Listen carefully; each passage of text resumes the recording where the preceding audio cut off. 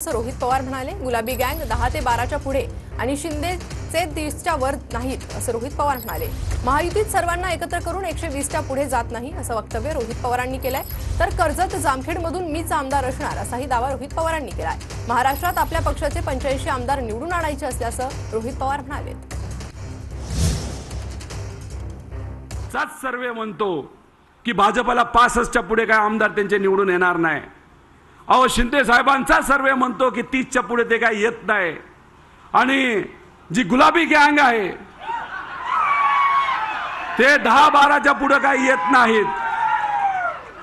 त्यामुळे हे सगळ्यांना एकत्रित केलं तरी 120च्या पुढे ते काय येत नाहीत। या महाराष्ट्रामध्ये जर कोणाची सत्ता येणार असेल आदरणीय पवार साहेबांच्या मार्गदर्शनाखाली, उद्धव ठाकरे साहेबांच्या मार्गदर्शनाखाली, राहुल गांधींच्या मार्गदर्शनाखाली, तर ती आपल्या महाविकास आघाडीची सरकार येणार आहे। ही काळ्या दगडावरची पांढरी रेष आहे।